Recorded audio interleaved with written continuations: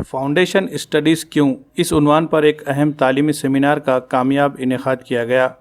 Radiant coaching classes Nanded की जानिब से मुनक़दा इस तालीमी सेमिनार में अकोला से मुल्क के मारूफ माहिर तालीम इंजीनियर मोहम्मद शकील को बतौर ख़ास मदऊ किया गया। इनके अलावा डॉक्टर M.A. बसीर और वंचित बहुजन अघाड़ी के रियासती तर्जुमान फ़ारूक अहमद और दीगर ज़िम्मेदारान मौजूद थे। तालीमी सेमिनार में मुल्क की मौजूदा तालीमी सूरत हाल के मुख्तलिफ़ पहलुओं को उजागर करने की कोशिश की गई। स्टेट बोर्ड और CBSE निसाब तालीम में पाए जाने वाले बुनियादी फ़र्क को वाज़ेह किया गया।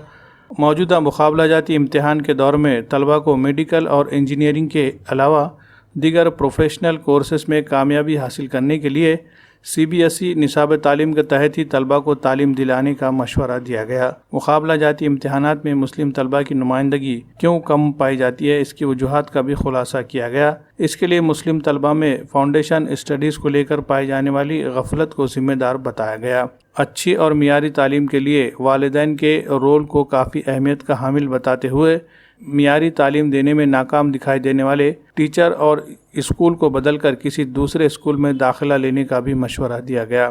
फाउंडेशन स्टडीज़ को लेकर रेडियंट कोचिंग क्लासेस की जानिब से की जा रही पहल को वक्त की अहम ज़रूरत बताया गया और इसके लिए रेडियंट कोचिंग क्लासेस के इंतज़ामिया की सताइश की गई।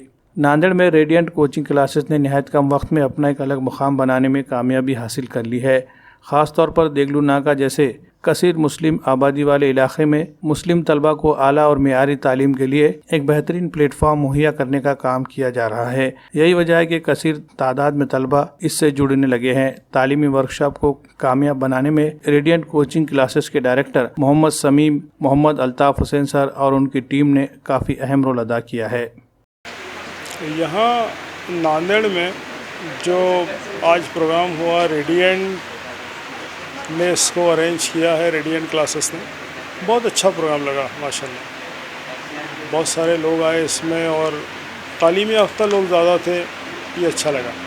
टॉपिक ये था कि फाउंडेशन स्टडीज़ क्यों ज़रूरी है, तो इस पर कुछ बात हुई ऑडियंस के साथ। बहुत सारे सवालात भी आए और वो इत्मीनान बख्श उनको जवाब दिए गए। ख़ास तौर से जो सेंट्रल गवर्नमेंट का एग्ज़ाम है NTS, national talent search examination, इस पर गुफ्तगू हुई और उसकी इम्पोर्टेंस बताई गई कि ये हिंदुस्तान के तमाम मुकाबला जाती इम्तिहानात यानी कॉम्पिटिटिव एग्ज़ाम की है, यानी चाबी है। अगर आप NTS को क्वालिफाई कर लेते हैं तो आप IAS के जो UPSC का एग्ज़ाम है इसको क्वालिफाई करने के लायक हो जाते हैं।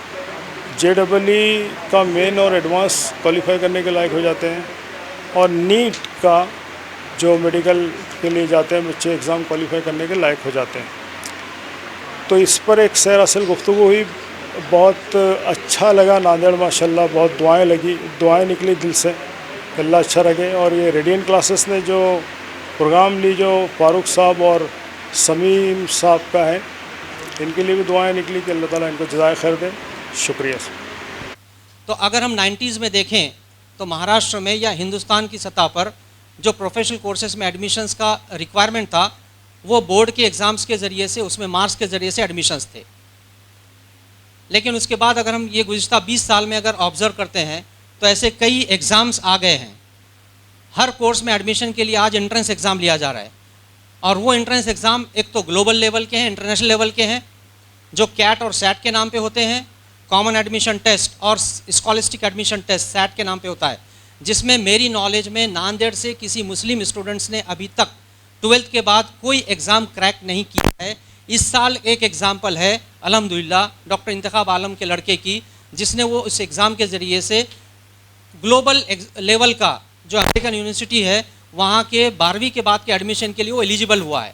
ये एक एग्जाम्पल मेरे गुज़िश्ता साल के तजुर्बे में पहली। आपने देखा होगा कई बच्चे रिपीट करते हैं, ये लैक्यूने को कम करने के लिए, कमियों को दूर करने के लिए।